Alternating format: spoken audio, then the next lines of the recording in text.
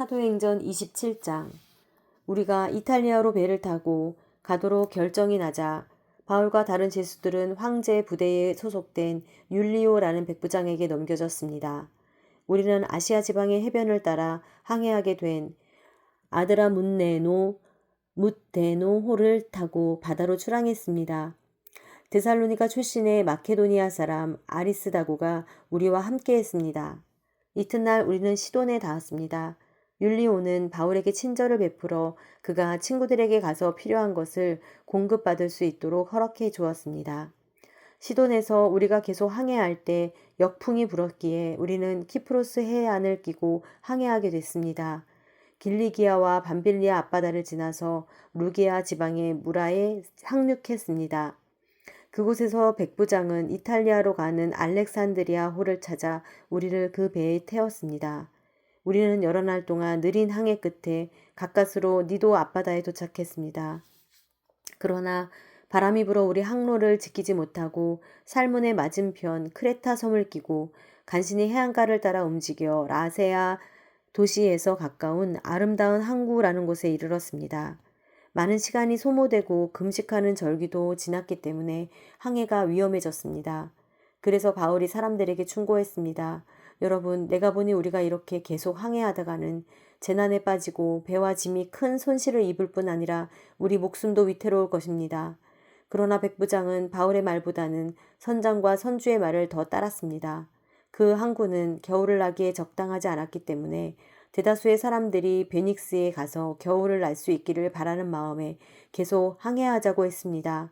베닉스는 크레타 섬에 있는 항구 도시로 남서쪽과 북서쪽을 향하고 있었습니다. 부드러운 남풍이 불기 시작하자 그들은 자기들이 바라던 대로 됐다고 생각했습니다. 그래서 그들은 닷을 올리고 크레타 섬 해안을 따라 항해했습니다. 그런데 얼마 지나지 않아 그 섬으로부터 유라굴로라는 태풍이 불어 닥쳤습니다. 배가 폭풍에 휘말려 방향을 잡을 수가 없었습니다. 그래서 우리는 배가 가는 대로 내맡기고 표류하다가 가우다라는 작은 섬 아래쪽을 따라 지나면서 간신히 거룻배를 바로잡을 수 있었습니다. 선원들은 그 배를 끌어올리고 그 아래로 밧줄을 내려보내 선체를 둘러맸습니다. 그대로 가다가는 배가 스르디스 해안의 모래 언덕에 처박힐까 두려워 그들은 닻을 내려 배가 표류하게 했습니다.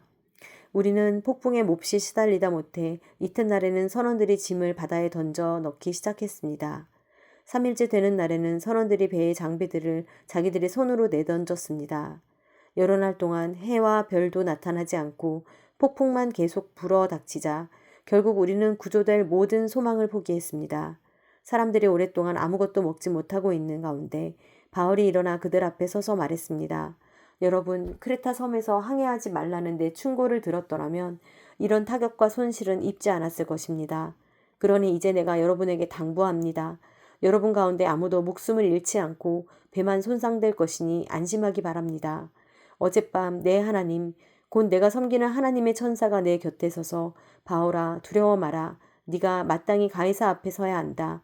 그래서 하나님께서 너와 함께 항해하는 모든 사람들의 생명을 네게 맡겨주셨다라고 하셨습니다. 그러니 여러분 안심하십시오. 나는 하나님을 믿으니 내게 말씀하신 대로 이루어질 것입니다. 그러나 우리는 밀려서 어느 섬에 닿게 될 것입니다. 14일째 되는 날 밤에 우리는 아드리아 바다 위에서 표류하고 있었습니다. 한밤중이 됐을 때 선원들은 무태 가까이 왔음을 직감했습니다. 수심을 재어보니 물의 깊이가 약 25루기아였습니다. 조금 있다가 다시 재어보니 약 15오루기아였습니다. 우리가 암초에 부딪히게 될까 두려워 선원들은 고물에서 4개의 닻을 내리고 날이 밝기만을 바랐습니다. 그런데 선원들은 도망칠 속셈으로 뱃머리에서 닻을 내리는 척하면서 거룻배를 바다에 띄웠습니다. 그때 바울이 백부장과 군인들에게 말했습니다. 이 사람들이 배 안에 같이 있지 않으면 당신들도 구조되지 못할 것이오. 그러자 군인들은 거룻배에 묶여있던 밧줄을 끊어 거룻배를 떼어버렸습니다.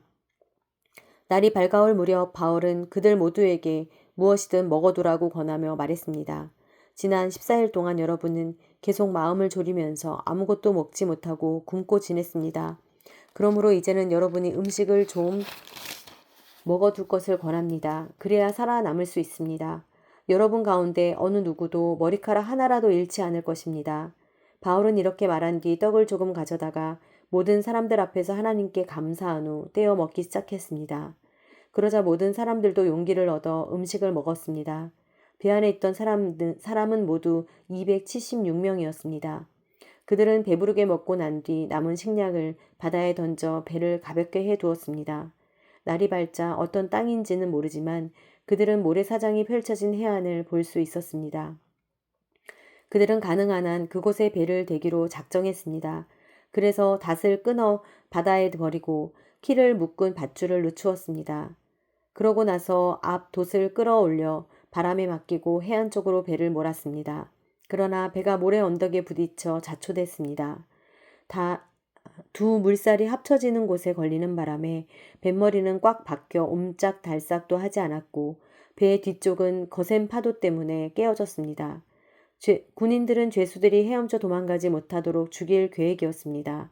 그러나 백부장은 바울의 목숨을 살려줄 생각에 군인들의 뜻을 막았습니다. 그는 수영할 수 있는 사람은 물에 먼저 뛰어들어 육지로 올라가라고 명령했습니다. 남은 사람들은 널판 지나 부서진 배의 조각을 붙잡고 나가도록 했습니다. 이렇게 해서 모든 사람이 무사히 육지로 구출됐습니다.